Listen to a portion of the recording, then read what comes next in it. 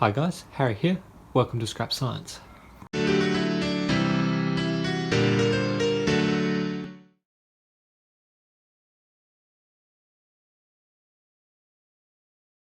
What we're doing today is the highly anticipated video where we attempt to synthesize hydrogen peroxide from air and water using the electrochemical reduction of oxygen gas.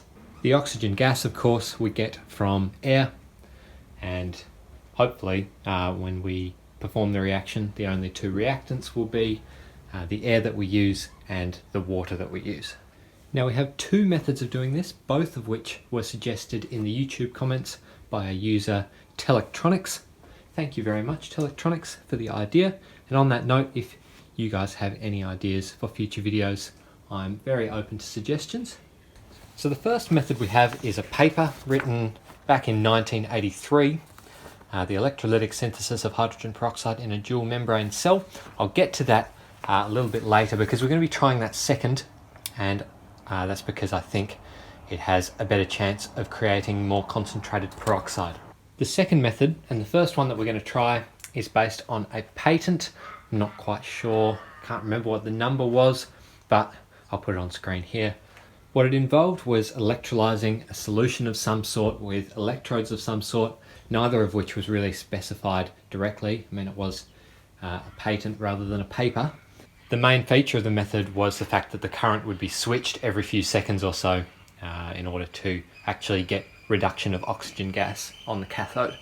As I said, we're going to try both methods with some pretty serious modification to make it a little bit more accessible to the amateur. But hopefully at least one of them will succeed in making significant quantities of hydrogen peroxide.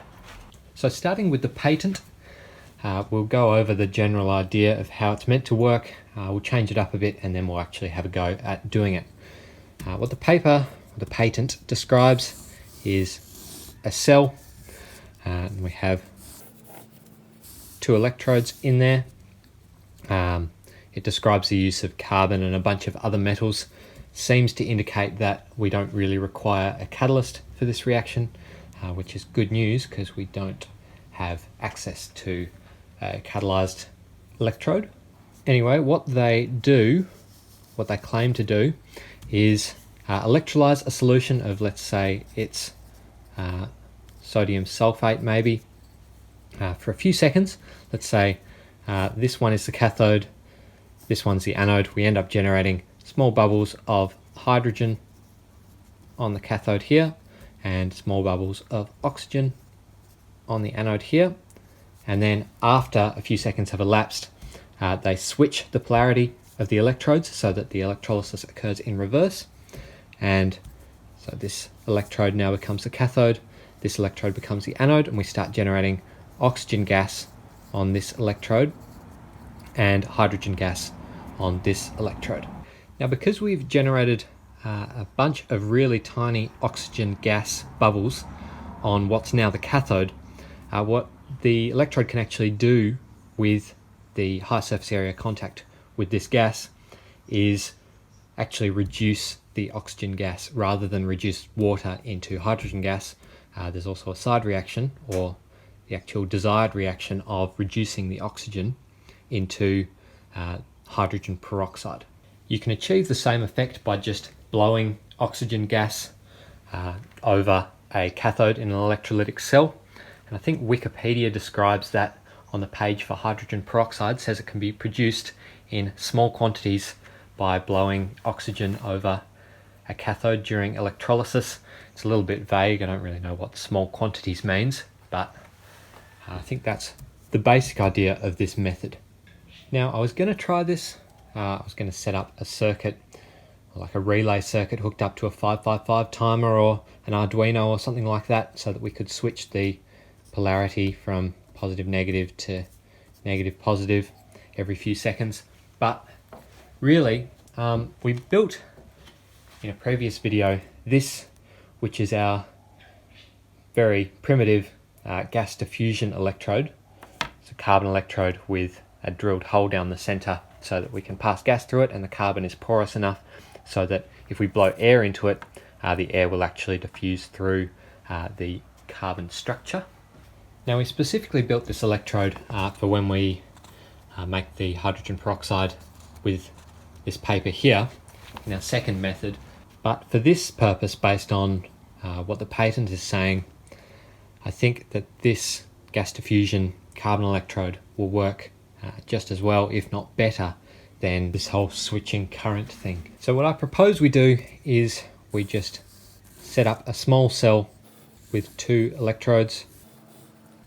Say this is the cathode and this is the anode. And what we'll do is we'll make this one our gas diffusion electrode, bubble air through it, and that will achieve the same effect as what the patent was describing. We'll be generating oxygen on the anode over here and reducing oxygen over on the cathode here, hopefully. The main problem that I see with this method, just before we start, is the fact that in an undivided cell with the electrodes just sitting next to each other like that, the hydrogen peroxide that we form is very susceptible to oxidation on the anode, turning it back into oxygen gas and water, and actually it's easy to reduce on the cathode as well, just turning it back into water. So what I expect to happen is we'll generate a little bit of hydrogen peroxide in our solution here, and then we'll reach some kind of equilibrium point where the rate that we're generating the peroxide off the gas diffusion electrode will equal the rate at which it's being destroyed by each of the electrodes. I don't think that concentration that we get is going to be very high if we can measure it at all. I don't think it's going to be a very good method. Incidentally, that's exactly the problem that this paper avoids in its own electrolytic synthesis of hydrogen peroxide. It does some pretty clever tricks that we will get into later when we actually have a go at doing that. But anyway, let's get started on this method. Here's the basic cell we want. I just have a 150 ml beaker. We have our gas diffusion electrode in there, and we also have our carbon anode. You might think that now we can just fill up our cell with a bunch of solution, conductive solution, and then electrolyze, pump air through the cathode, and we're good to go. But we actually have to be quite picky with the electrolyte we use. First of all, we don't actually want an acidic solution. In an acidic solution on the cathode, it's very easy to reduce the hydrogen ion to hydrogen gas, and the ease of that reaction will take away from the actual reaction we want, the reduction of oxygen gas. So we need something not acidic so that we can hinder the reduction of the hydrogen ion and favour the reduction of oxygen gas instead. So it sounds like basic solutions are the way to go. Sodium hydroxide is very conductive, would work perfectly. However, in strongly basic conditions, hydrogen peroxide itself tends to decompose quite quickly, so we want to avoid basic conditions also. So we want a neutral solution, and we also want a solution with ions that aren't electrochemically active, like chloride. So I think the obvious solution is sodium sulfate. I've recrystallized this, so it should be quite pure, and that's what we're going to use for our cell. We'll just make up a solution of quite a weak solution of sodium sulfate, and hopefully that will work. Alrighty, everything's set up ready to go. Put some sodium sulfate into the cell here. Hasn't all dissolved yet, but that's okay. I've got the compressor pump ready to go. We'll turn on the electrolysis first to check that that's working. And you can see a little bit of bubbling on the cathode there, and I can tell you there's a little bit of bubbling on the anode. I'm going to want to raise that to maybe 1.5, 2 amps, and we're going to be running that for maybe 24 hours, and we'll see how much hydrogen peroxide we can get if the anode doesn't deteriorate too quickly. I'll go ahead and turn on the pump as well now.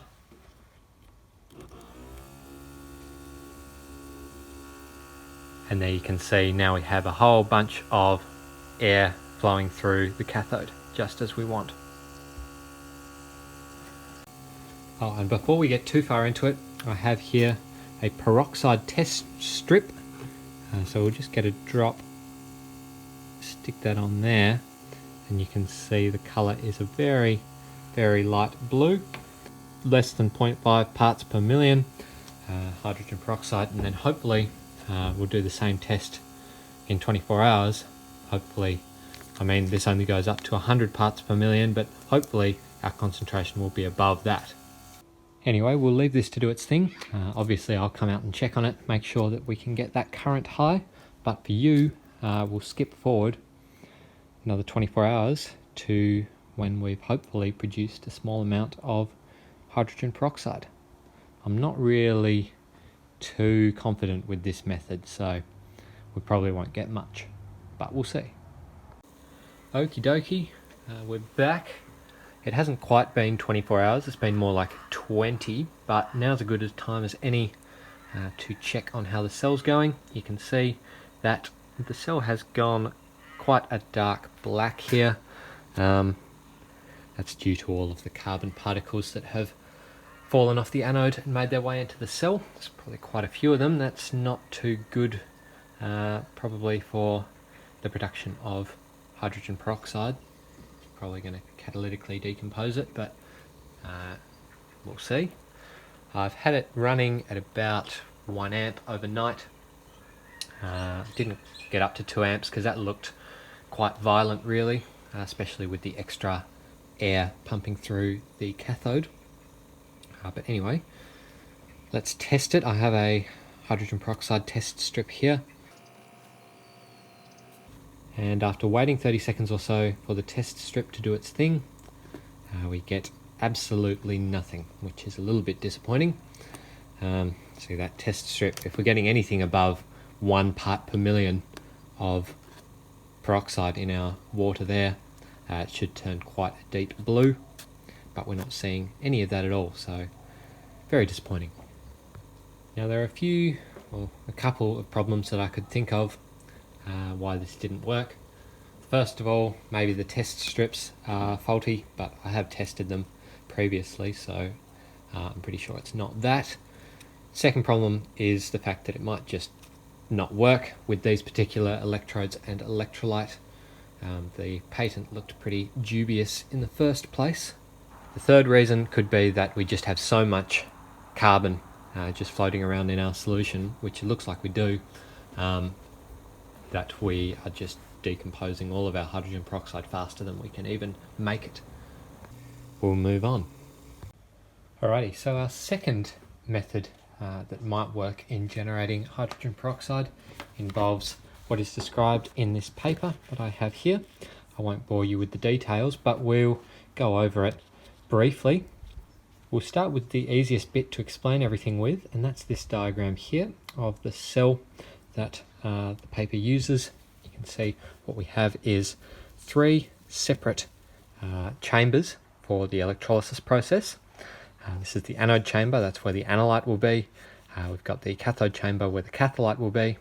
And then in the middle we have a center chamber, which is where we're going to be actually generating our hydrogen peroxide.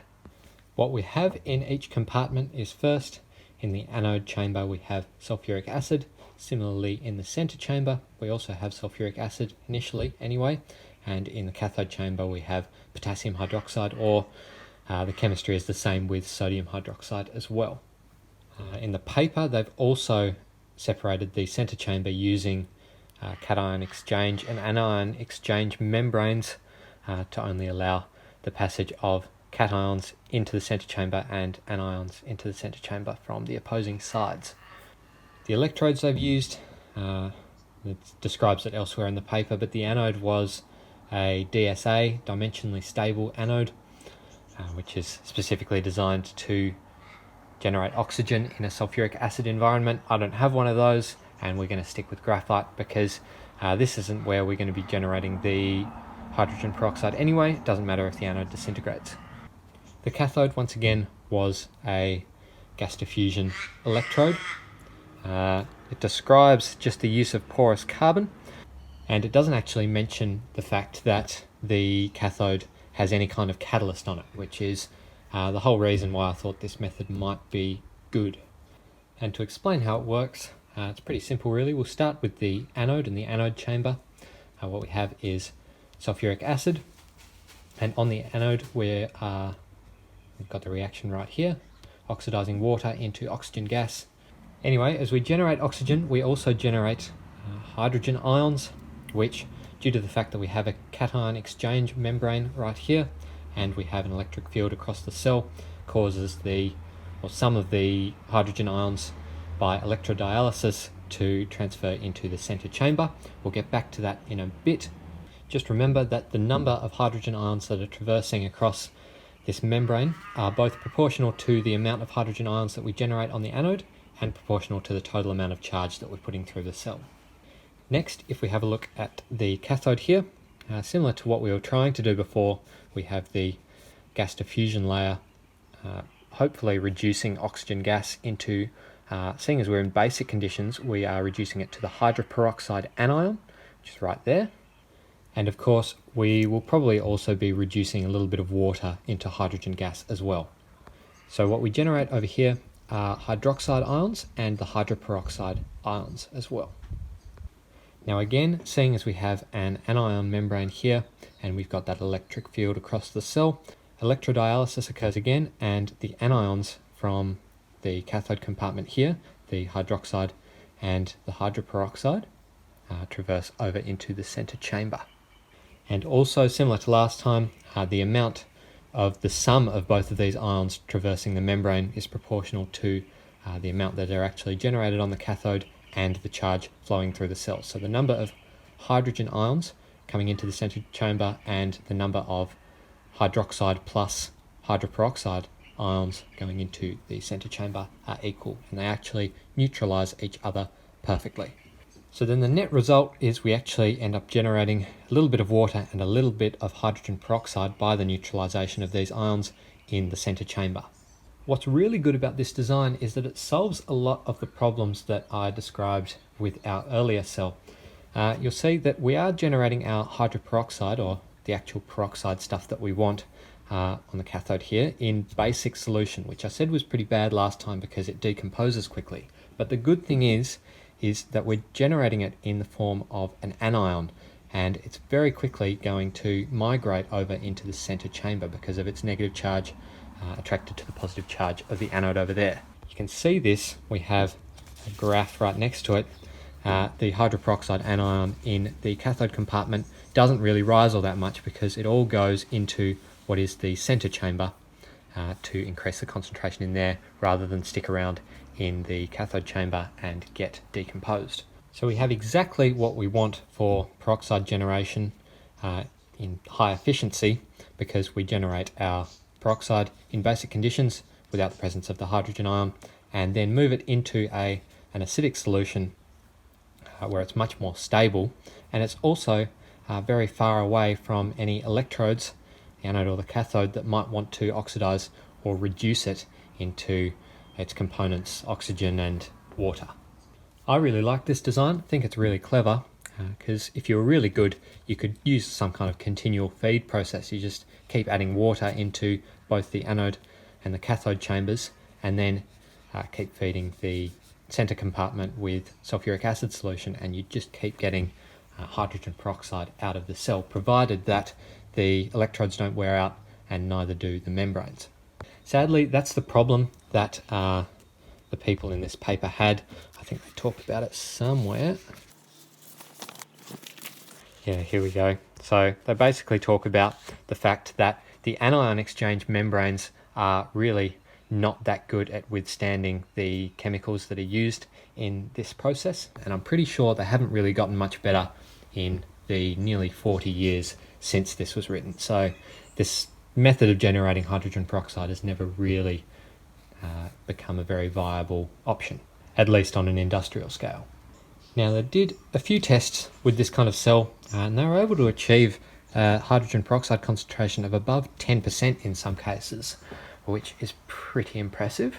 So we'll do our best to copy what they did. They did run the cell at about 5 amps for nearly 10 hours, so that's a little bit more than what I can do. The main thing we don't have that they did was the ion exchange membranes, which seem pretty important for the process. But drawing on our past experience with electrolysis, we have, of course, clay pots, which are not anywhere near ion exchange membranes, but they are electrolytic diaphragms, and I think they might work quite well. The only thing I can see wrong in using diaphragms instead of membranes is the fact that we might deplete our center compartment of sulfuric acid as the hydrogen ions move across to the cathode and the sulfate ions move across to the anode. But everything else, I'm pretty sure, should work in exactly the same way. I think it's basically that and the fact that we're using regular porous carbon gas diffusion electrode rather than activated carbon on Teflon, whatever gas diffusion electrode that they used. But we'll do our best and hope that those compromises will work. So I'll take the paper away. I encourage you, if you've got access, I'll leave the DOI in the description because it's very good paper. I'd recommend you have a look and read it sometime, and we'll get on to drawing our design for our cell. And here I've drawn up the basic cell design of what we're going to use. What we'll have out in this outer compartment is our gas diffusion electrode. We'll have our first clay pot, a larger one, acting as the first diaphragm, and then we'll have a second clay pot within that acting as a second diaphragm, and within that we'll have the anode. So what we need to fill our solutions with are sodium hydroxide. I don't have potassium hydroxide, that's a little bit hard to get for me, but sodium hydroxide will still work, I think. In here we'll have dilute sulfuric acid, and in here we'll also have dilute sulfuric acid. So I won't bother explaining how everything works again, but basically we have our anode chamber here, we have our center chamber here, and we have our cathode chamber out here. I'll go ahead and put this together and we'll turn it on and see how it works. And it looks not all that fancy, but it should work the way we want it to. We have the CO2 scrubber. Of course, this is the reason we built that in the first place, is because we are now pumping the air through sodium hydroxide solution and we don't want any CO2 to mess with that. It seems to be working. We seem to be getting current, around 40 milliamps to start off with, but I'm hoping that'll build up. We've got the anode working in there. All the solution seems to be relatively stable, and I think we can just leave this going. Hopefully the current will build up and we'll get back to it in a day or so. So see you then. Alrighty, we are back. We've been running the cell for close to 20 hours now, similar to what we had last time. Sorry, the wind's picking up a little bit now, but it's been going very nicely. We've had the voltage set at around a bit over 11 volts, and the current through the cell has fluctuated between 0.1 and 0.2 amps, which is pretty minimal compared to what they actually had in the paper, but it's about all we can achieve with the low concentrations of electrolyte that we're putting in the cell. Now I came out here periodically to check the concentration of peroxide in the center compartment with our peroxide test strips, and I was really confused and very disappointed because we got absolutely nothing every time I tested it. But then I thought to actually check the strips and see whether they actually work in the presence of sulfuric acid, and they don't. Bloody useless. Luckily I also tested them in the presence of sodium sulfate, so when we ran our first cell over here, those readings were actually accurate in the sense that we had no peroxide at all. But anyway, we need a different way to measure the concentration of peroxide in the center compartment to test whether it's actually there.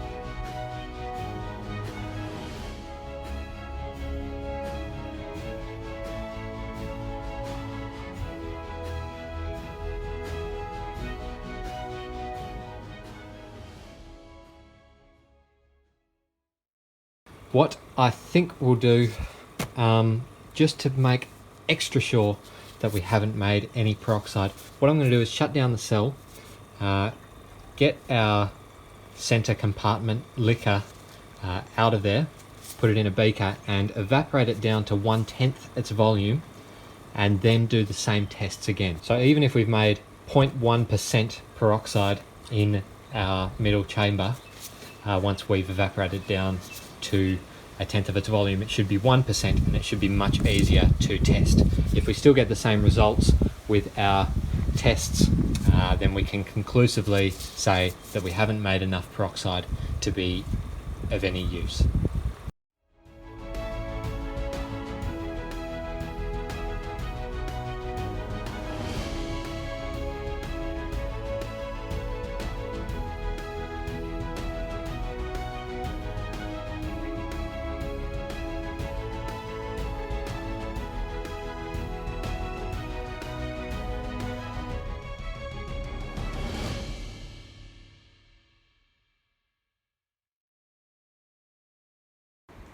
Again, it's very confusing because this is how it should look, the reaction between peroxide and whatever contaminant it is. Whereas, I mean, there's a colour change there, but it's the wrong colour. Alright, yes, further experimentation reveals that this coloration, it's gone a little bit green now after a few seconds, but the coloration initially was due to just sulfuric acid, which was in our original peroxide mixture to begin with, which is why we see this colour change rather than this colour change. Disappointing. We have no peroxide whatsoever. So why didn't this work? I mean, we got nothing, and this paper got efficiencies around about 85% in terms of the current efficiency. There's probably quite a few reasons why our setup didn't work quite as well as this one. This one, of course, used fancy membranes, whereas we only used diaphragms. I would have just expected that to result in a drop in efficiency rather than a complete no reaction, but who knows, maybe that's actually essential to have the membranes as connected to the compartments. Maybe we didn't run the cell for long enough. I mean, they ran for, I don't know, here it's like, what's that, a bit less than 7 hours. Here it was like 10 hours, whereas we ran for 24 hours at 0.1, 0.2 amps. They were using 5 amps, so we did considerably less. We pushed a lot less charge actually through the cell to generate our peroxide. But again, just having less charge through the cell doesn't mean we're going to generate zero peroxide. We should have just generated less. Another idea, maybe our concentration of sodium hydroxide and sulfuric acid in the cathode and anode compartments was wrong, but they experimented with a lot of different concentrations and volumes for the electrolysis cell, so I don't think it could be that. And either way, again, it should only be a drop in efficiency rather than completely shutting down the reaction. The only real culprit I can think of that is a reasonable reason why we didn't generate any peroxide is our gas diffusion electrode. I mean, this was really the dodgiest part of the cell. For starters, maybe we just didn't put enough gas through the electrode. I had the motor running initially on 12 volts and I was pushing quite a bit of gas through the electrode, but it just heated up so much. It got too hot to touch in a couple of places, so I cranked down the voltage on that one way down to around 7 volts, which pushed considerably less gas through the electrode, but I would have expected it to still generate some peroxide. Finally, what I really think was the problem was that our electrode just isn't good enough to reduce oxygen. What they used here was, the cathode, blah-de-blah, was a porous carbon black Teflon gas diffusion electrode on nickel screen backing. So likely Oh, here comes the rain. It was likely that they used activated carbon on Teflon and then, as I said, had a nickel screen backing. I didn't think activated carbon would be any different to just this graphite electrode we have here. Just activated carbon is just carbon with a high surface area, so again that should just be a drop in efficiency, blah blah. Maybe what it actually was the nickel screen backing. It's possible that some thunder. It's possible that the nickel screen backing could have actually been a catalyst for the electrode. I mean, we know that nickel is used as a cathode in some fuel cells, reducing oxygen to water, and maybe it's useful in this case, reducing oxygen to peroxide. There's no way we can really know that because we can't make a nickel impregnated gas diffusion electrode, so that'll just have to be a mystery. Honestly, whatever this team has done in this paper is just far too complicated to be scaled into something with a gas diffusion electrode like this and just using electrolytic diaphragms rather than membranes. I really just think it's not accessible for the amateur.